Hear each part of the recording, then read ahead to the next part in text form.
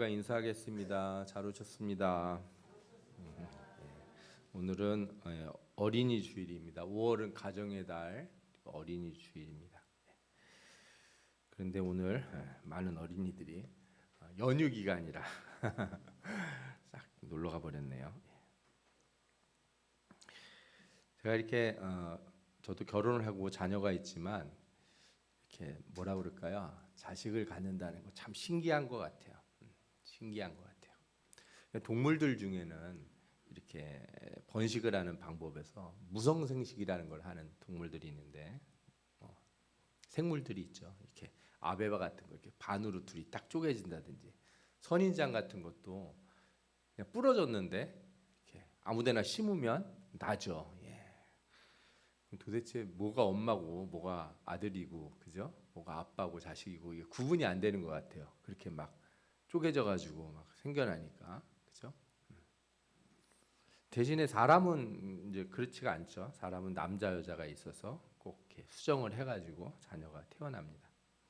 근데 이 과정도 보면 되게 신기해요. 유전자라고 하는 게 이렇게 두 남녀의 유전자가 새로 반으로 갈라져 가지고 반씩 붙어 가지고 자녀에게 전달이 되거든요. 그러니까 아베바처럼 한 사람을 복제하는 건 아니지만 두 사람을 이렇게 반씩 섞어서 복제했다. 이렇게 얘기할 수 있을 것 같아요. 제가 거창하게 잘 모르면서 생물학 얘기를 꺼냈지만 우리가 실생활에서도 자녀를 보면 뭐라 그러냐? 부모의 거울이다 그래요. 부모의 모습이 자녀에게 이렇게 잘 드러나기 때문에 그래요.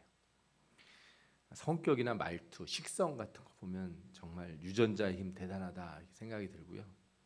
이상하게 나이가 들면 들수록 더 부모님 이 성향이 많이 나타나는 것 같아요. 제가 잠자는 모습만 딱 봐도 저희 집사람은 저희 아버지랑 똑같이 잔다 뭐 이런 얘기를 하고 예전에는 전화가 오면은 전화를 받으면 저하고 저희 아버님 목소리를 구분을 못하는 분들이 많았어요. 목소리가 너무 비슷하다 뭐 이런 얘기를 하고 그랬어요. 부모들이 이제 자식이 부모를 닮은 것에 대해서 다 좋아하는 건 아닌 것 같아요. 또 어떤 거는 자기 닮아서 좋다고 그러고 어떤 거는 그건 나 안 닮았고 너희 아빠 닮았다, 너희 엄마 닮았다 막 이렇게 얘기를 하고 밀어버리죠. 예. 어쨌든 간에 그래도 부모는 자녀 안에서 자신을 볼 수밖에 없어요. 가장 큰 이유가 뭐냐면요. 그래서 자기가 누구인지 잘 알기 때문에 자식이 하는 행동을 보면 거기 내 모습이 자꾸 드러나는 거예요. 그 안에서. 그러다 보니 잔소리를 하는 것도 따지고 보면 자식한테 잔소리를 하는 게 아니라 자기한테 잔소리를 하는 거고 좀 더 정확히 얘기하자면 어린 나에게 잔소리하는 것 같은 거예요. 내가 좀 젊었을 때 나라면 이렇게 했을 텐데 내가 어릴 적 나였으면 이렇게 했을 텐데를 생각하고 잔소리를 하는 거죠. 그래서 이 청년들이나 어린이들은 잘 모르겠지만 잔소리한 부모는요 하고 난 다음에 가서 후회를 해요. 무슨 후회? 잔소리한 후회가 아니라 나는 옛날에 왜 그렇게 살았을까 하는 이런 후회도 하게 되는 거예요. 자녀에 대한 불만족스러움이라는 게 따지고 보면 자신에 대한 불만족스러움, 자기 인생에 대한 불만족스러움일 수도 있다 이런 생각이 들어요. 우리가 이걸 이해한다면 우리가 자녀들을 양육할 때 어떻게 해야 되냐? 자기 성찰을 좀 더 깊이 할 필요가 있다 생각이 들어요. 그냥 내가 그냥 보기 싫어서 내가 감정적으로 뭔가 생각이 나서 막 가르치는 것보다 내가 그런 상황에서 나는 어떻게 행했었는가? 나라면 어떻게 해야지 되는가? 혹은 내 인생에서 그런 비슷한 일을 겪었을 때 나는 과연 실패했는지 또 그걸 잘 극복했는지 그런 걸 깊이 성찰하고 자녀에게 꾸짖는 것보다 노하우를 가르쳐 줘야 돼요. 야, 나도 그거 옛날에 그런 일이 있었는데 잘 안 됐었어.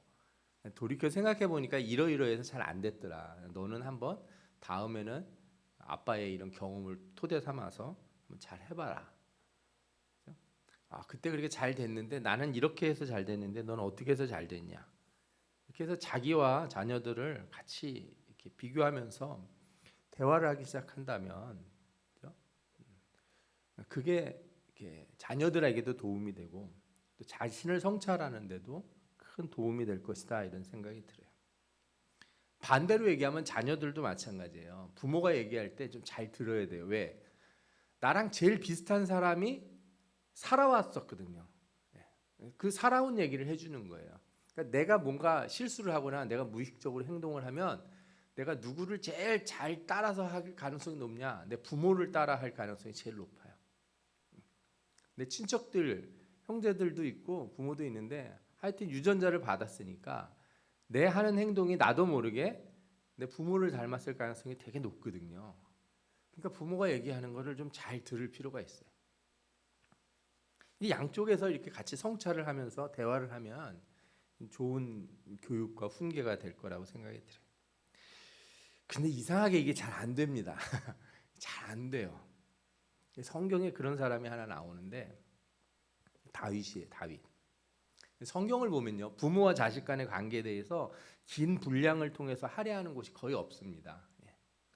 부모와 자식이 만나서 오래 얘기하고 뭐 사건 여러 개를 막 하는 경우가 극히 드물어요. 그 중에 근데 가장 길게 나오는 사람이 누구냐면 다윗이에요. 다윗하고 누구 얘기가 나오냐면 셋째 아들 압살롬 얘기가 길게 나와요. 그러니까 다윗이 이제 부인들이 여럿 있는데 셋째 아들은 세 번째 부인의 아들이에요. 그런데 이 자기 세 번째 부인은 누구냐면은 그술 왕 달메의 딸이다 이렇게 나와요. 그술이 어디냐면은 갈릴리 북쪽이에요. 그러니까 이방 사람이에요. 이방 사람. 그래서 정치적인 관계에서 결혼을 했어요. 그런데 이상하게 다른 자식들한테 그런 표현이 없는데 이 셋째 아들이 얼굴이 누굴 닮았어요? 다윗을 닮았어요. 사무엘하 14장 25절 이렇게 나와요. 온 이스라엘 가운데서 압살롬 같이 아름다움으로 크게 칭찬받는 자가 없었으니 그는 발바닥부터 정수리까지 흠이 없었습니다. 한마디로 말해서 얼굴이 너무 이쁘고 잘생겼어요. 그런데 그 얘기를 누가 들었었냐? 옛날 젊었을 때 다윗이 들었습니다. 다윗에 대한 이야기 사무엘상 16장 12절을 보면 이에 사람을 보내어 그를 데려오매 그의 빛이 붉고 눈이 빼어나고 얼굴이 아름답더라. 나와요. 요즘 말하면 아이돌 같이 생긴 거예요. 다윗이. 근데 자기를 제일 잘 닮은 아들이 누가예요? 셋째 아들. 셋째 아들이 태어났어요. 그런데 어느 날 사건이 생깁니다. 큰 아들이 이제 형제들이 다 배다른 사람들이잖아요. 자식들이. 근데 큰 아들이 암논인데 이 압살롬의 여동생 다말을 이렇게 좋아했어요. 그러니까 압살롬도 잘생겼고 여동생 다말도 너무 이쁜 거예요. 근데 뭐 암논은 유전자가 어떻게 꼬였는지 모르지만 얼굴이 잘 못생겼는지 하여튼 다말을 그렇게 좋아했어요. 그런데 이 관계가 이런 관계에서 결혼하기도 힘들잖아요. 그런데 이 암논이 이 압살롬의 여동생 다말을 성폭행하는 일이 생겨요. 그 일로 발칵 뒤집히는 거죠. 그런데 이 일로 다윗이 이렇게 화를 내고 암논을 이렇게 뭐랄까 질책을 하고 책망을 하고 아니면은 벌을 주고 그래야 되는데 그냥 화만 내고 넘어가 버렸어요 일을. 압살롬이 일이 다윗이 잘 처리해 주리라고 생각했는데 아버지가 왕이니까 공의로운 왕 맨날 하나님 앞에 가서 엎드리고 기도하고 예배드리고 제사하는 왕인데 그런 일이 생겼는데 그냥 넘어가 버리는 거예요. 그래서 어떻게 되냐? 사무엘하 13장 20절 보면 오라버니 압살롬이 그에게 이르되 내 오라버니 암논이 너와 함께 있었느냐? 그러나 그는 내 오라버니니 누이야 지금은 잠잠히 있고 이것으로 말미암아 근심하지 말라 하니라. 그래도 큰 아들이고 큰 오빠니까 네가 좀 참고 있어라. 그리고 얘기를 하고 뭐라 그래요? 그래서 다말이 그의 오라버니 압살롬 집에 있어 처량하게 지내니라 이렇게 나와요. 여동생이 너무 비참하게 있는 거예요. 근데 압살롬이 이것을 마음에 깊이 담아둬요. 그냥 확 가서 막 아버지한테 화내고 이런 성격이 아니에요.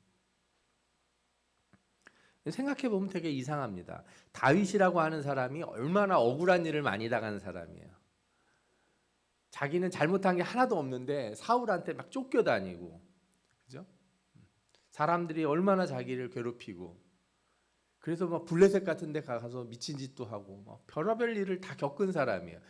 그래서 정의와 공의의 하나님을 맨날 바라고 시를 쓰고 그랬던 사람인데 막상 자기 아들에 대해서는 그런 일을 행하지 못하는 거예요. 모르겠습니다.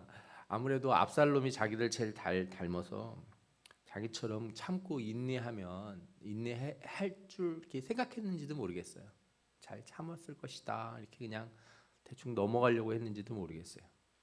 그런데요, 2년이 지나갔어요. 와, 이게 진짜 대단한 게 압살롬이 2년 동안 복수의 칼을 갑니다. 이렇게.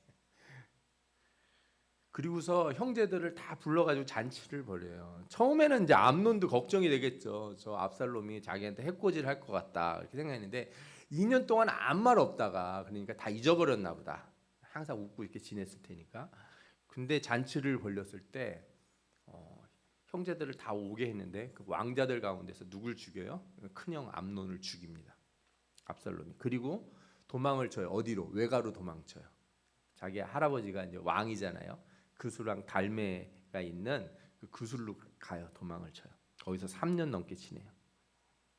그리고 거기서 아들 셋과 딸 하나를 낳는데 딸이 얼마나 이쁜지 몰라요. 근데 이름을 뭐라고 짓냐? 자기 여동생 이름을 따서 다말이라고 이름을 쳐요. 압살롬이 아들 셋과 딸 하나를 낳았는데 딸의 이름은 다말이라. 그는 얼굴이 아름다운 여자더라. 그러니까 다윗의 용모가 셋째 아들 압살롬한테 오고 압살롬의 또 그 아버지 잘생긴 얼굴이 딸한테 또 이어지는 거예요. 아주 3대가 그냥 얼굴이 이쁜 집안인 거예요. 근데 문제가 뭐예요? 꼬였어요. 대화가 안 되는 거예요. 압살롬을 집으로 돌아가지 못한 채 3년이 지났는데 물론 다윗도 자기가 정말 좋아하는 아들, 자기 닮은 아들을 보고 싶어 했는데 이렇게 참 그걸 못 하는 거예요. 그 아들한테 사랑을 어떻게 표현해야 되는지. 제가 성경을 보면서 다윗은 왜 그렇게 대단한 왕이고 사람들을 백성을 사랑하고 그렇게 일도 잘하면서 왜 자식한테 그렇게 잘 못했을까 생각을 해보니 한 가지 힌트를 얻었는데 다윗이 아버지의 사랑을 잘 못 받았어요. 집에서 자랄 때 이렇게 사랑받으면서 자란 아들이 아니에요. 다윗이 8째 아들이었는데요. 사무엘이라고 이제 그 나라에 지금으로 말하면 대통령 같은 사람이 집에 온다는 거예요. 그죠? 사사니까. 사무엘이 집에 오는데 아버지가 형제들 다 너희들 어디 가지 말고 오늘 뭐 친구네 집 가서 놀러 간다고 그러지 말고 전부 모여. 식사 자리에 옷 제일 좋은 거 입고서 전부 앉아. 근데 하나만 바깥으로 내보내요. 막내 아들 다윗만 너는 여기 오지 말고 저 형들이 여기 있으니까 네가 나머지 저 양들 지키고 있어. 바깥으로 내보내. 또 사무엘이 이세에게 이르되 네 아들들이 다 여기 있느냐? 이세가 이르되 아직 막내가 남았는데 그는 양을 지키나이다. 이렇게 얘기해요. 히브리서 성경을 보면요. 막내라고 번역된 단어가 어리다, 작다 이런 뜻도 있지만 중요하지 않다, 하찮다 이렇게 돼 있어요. 원어 뜻이 그래요. 그러니까 우리는 막내 그러면 되게 귀엽게 생각하는데 말씀을 단어를 찾아보면 이 뜻 자체가 원어의 뜻이 뭐예요? 바로 중요하지 않다는 거예요. 그러니까 아버지가 이렇게 중요하게 생각하지 않은 아들이에요. 그 뒤에도 사울에게 다윗이 막 쫓겨다니는 때가 있었는데 형제들이나 부모에게 도움을 잘 못 받았던 것 같아요. 그래서 오죽하면 시편 27편에 이렇게 하나님 앞에 고백해요. 주의 얼굴을 내게서 숨기지 마시고 주의 종을 놓아여 버리지 마소서. 주는 나의 도움이 되셨나이다. 나의 구원의 하나님이시여 나를 버리지 마시고 떠나지 마소서. 하나님 저를 떠나지 마세요. 이렇게 기도를 하면서 뭐라고 그러냐? 내 부모는 나를 버렸으나 여호와는 나를 영접하시리다. 이렇게. 어떤 사람이 기도하면서 내 부모가 나를 버렸다는 말을 이렇게 쉽게 하겠습니까? 표현이 부모가 나를 버릴지라도 주님은 나를 안 버리십니다가 아니라 뭐예요? 내 부모는 나를 버렸으나 주님은 나를 영접하시리다. 그러니까 부모가 안 돌아봤다는 거예요. 실제로 유다 지파가 다윗이 쫓겨다니는데 돕질 않았어요. 그 친척들인데 왜냐하면 사울한테 해코지 당할까봐 그랬다고요. 그러니까 이 자식한테 하는 행동이 서툰 것 같아요. 제가 이거는 항상 맞는 말은 아닌데 제가 그런 얘기할 때가 있어요. 자수성가하신 분들 있잖아요. 어려서 너무 힘들게 부모 형제도 없이 고생하다 크신 분들, 이분들하고 결혼하시려고 하는 분들은 좀 잘 생각하시라. 내가 이런 얘기를 옛날에 한 적이 있어요. 본인이 의지가 너무 강하고 그래서 본인이 열심히 해서 성공하고 그러잖아요. 그럼 자식들을 이렇게 쉽게 평가하는 경향이 있어요. 사랑을 못 받았기 때문에 잘 못 덮어주는 경향도 있다는 생각이 들 때가 있어요. 다 그런 건 아니지만 제 말씀을 보면서 자기가 그렇게 살았기 때문에 자기 아들을 잘 이렇게 보살펴주고 그 압살롬에게서 자기의 젊은 시절을 발견하고 이끌어 주었다면 얼마나 좋았을까 하는 생각이 듭니다. 어쨌든 시간이 지나서 다윗의 신하 요압이 어떤 지혜로운 여인을 통해서 다윗의 마음을 움직여요. 그래서 압살롬이 집에 돌아올 수 있는 길을 열어줘요. 그런데 이제 압살롬이 출발할 땐 그랬겠죠. 내가 아들 셋, 그 이쁜 딸 다말이라고 이름 지은 이쁜 딸을 우리 아버지한테 딱 주면 손주가 생긴 거잖아요, 그죠? 예, 얼마나 이쁜 또 딸 이렇게 손녀가 생겼으니 좋아하겠어요. 근데 그런 생각을 하고 왔을 거예요 아마. 그런데 다윗이 압살롬을 대면하지 않아요. 너는 네 집으로 가라 이렇게 해서 왕궁에 들르지도 못하고 집으로 가요. 그래서 이태 동안 예루살렘에 있으니 왕의 얼굴을 보지 못하였으므로 그렇게 나와요. 그래서 머리 기르고 수염 기르고 압살롬이 이렇게 살아요. 그러다가 자신이 돌아올 수 있도록 도왔던 요압의 밭에 불을 질러 가지고 아버지를 만나게 해달라 그래요. 요압이 중재를 서서 아버지를 만나요. 사건이 터지고 나서 한 7, 8년 동안 아버지하고 대화를 못한 거예요. 그래서 압살롬이 아버지 앞에 나가서 얼굴을 땅에 대어 절을 하며 왕이 압살롬과 입을 맞추니라 하는 말씀이 사무엘하 14장 33절에 나와요.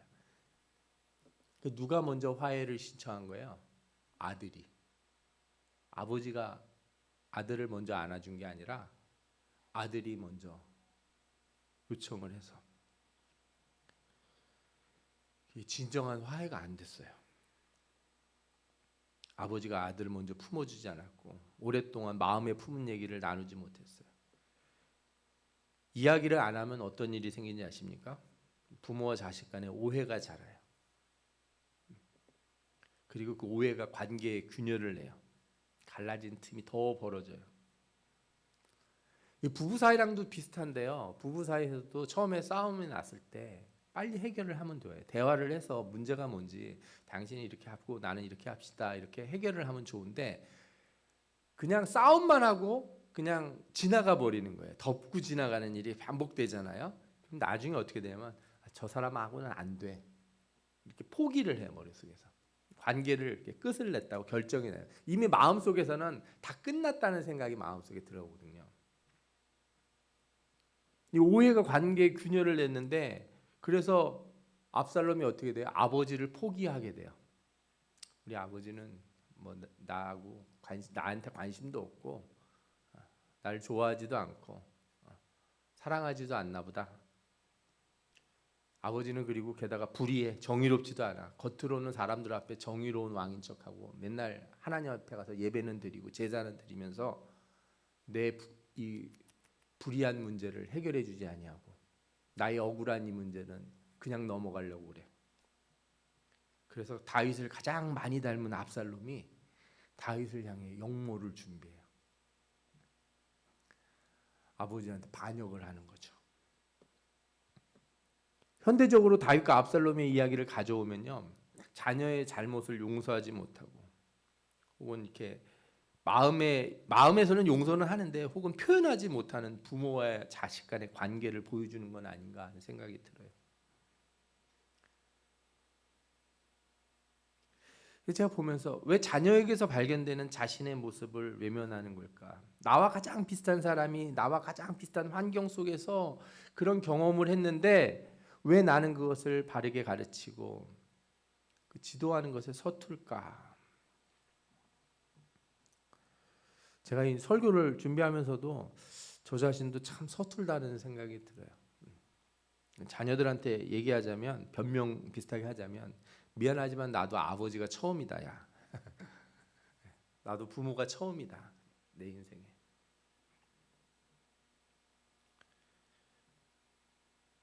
그래서 거꾸로 얘기하면 내가 자녀에게도 그것을 잘 말해주지 못하는 거는 어떻게 되냐? 내 자신에게도 내 삶에서 내가 겪는 문제에 대해서도 나도 나 자신에게 잘 말하지 못하는 건 아닌가? 내 반복되는 문제들을 날 스스로 버려두고 있는 건 아닌가? 그런 성찰을 하게 됩니다. 여러분, 앞서 말씀드린 것처럼 자녀가 나를 닮았다는 건요, 나의 도움을 가장 많이 필요로 한다는 거예요. 나 같은 실수를 할 가능성이 가장 높고 나와 같은 길을 걸어갈 가능성이 높다는 걸 의미해요. 기본적으로. 그러니까 이 과정에서 부모나 자식이 다 솔직해야 돼요. 그리고 약점과 상처를 보여줄 수 있어야 돼요.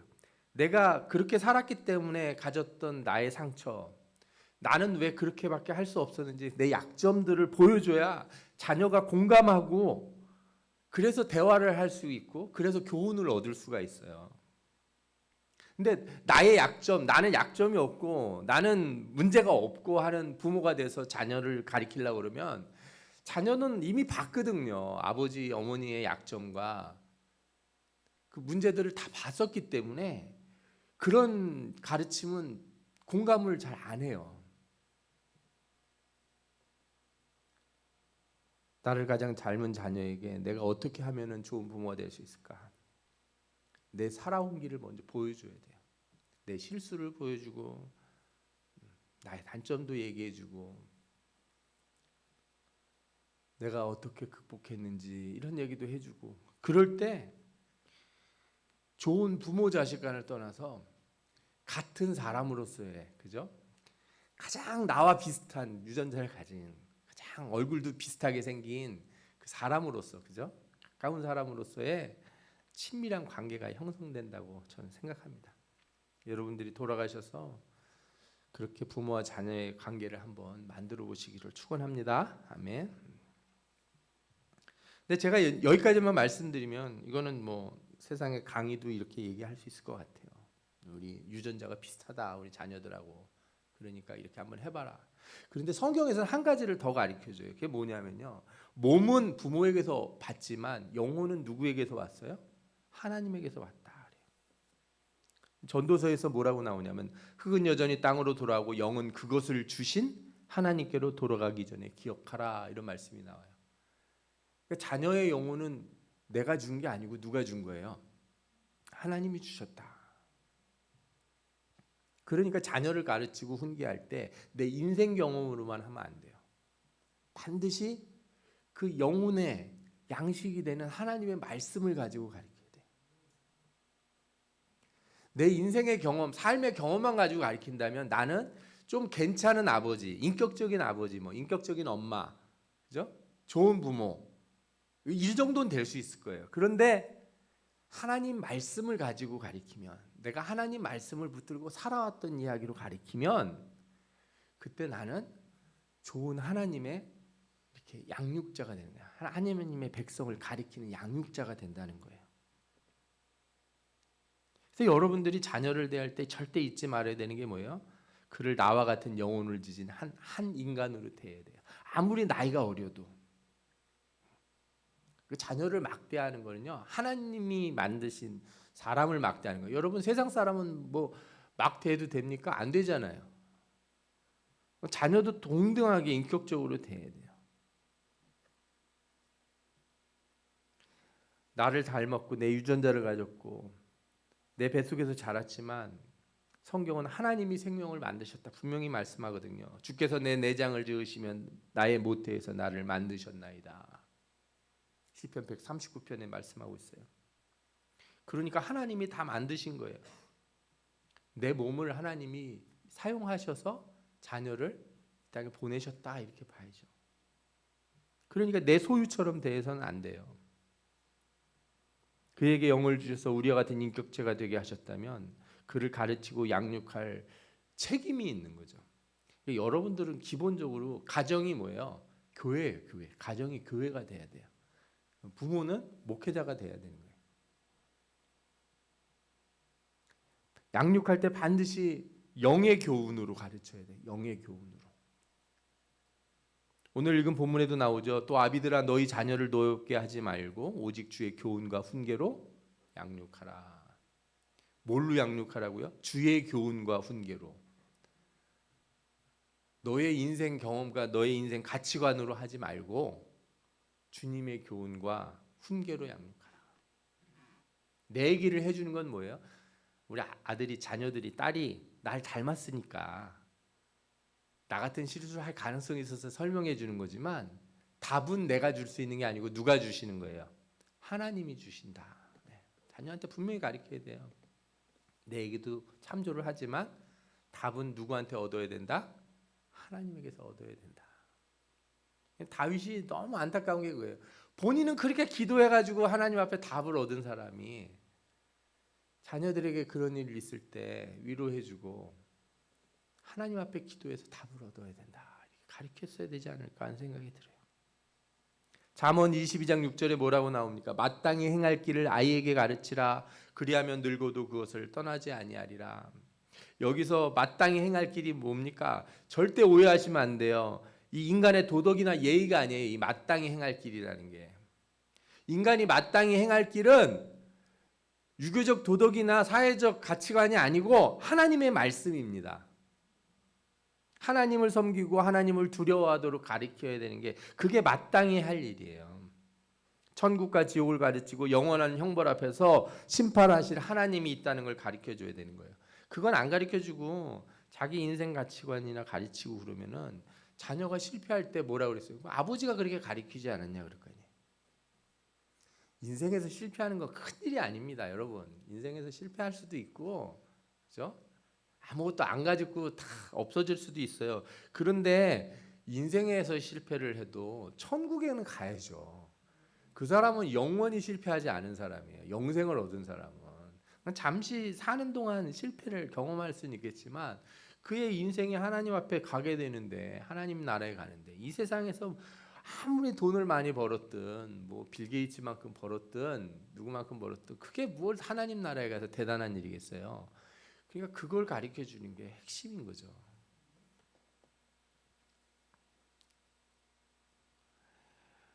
여러분, 우리의 자녀들이 우리의 모습을 따라, 그죠? 태어났어요. 그러나 더 중요한 건 하나님의 형상을 따라 지음받은 존재라는 거예요. 내 얼굴 닮은 것 같고 내 식성 닮은 것 같고 내 성격 닮은 것 같아서 내 맘대로 가르치서는 안 되고, 영은 오직 영의 교훈, 하나님 말씀으로 가르쳐야 바르게 되는 줄 믿습니다. 그래서 이 어린이 주일 매년 5월만 되면 가족에 대한 설교, 이런 자녀와 부부와 뭐 이런 거 설교할 때 저도 항상 걱정이 돼요. 나는 똑바로 하고 있나? 나는 잘하고 있는가? 자녀를 가르치고 기르는 것은 자신을 마주하는 것이다.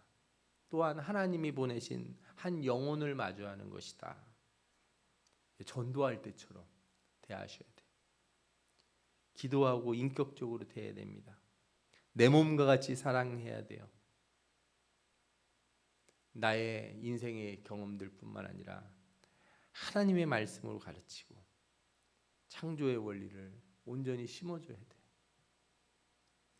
그렇게 될 때 부모와 자녀의 관계가 바르게 형성되고 그 가운데서 하나님의 축복이 넘치는 복된 가정들이 이루어질 줄 믿습니다. 아멘. 예, 기도하겠습니다.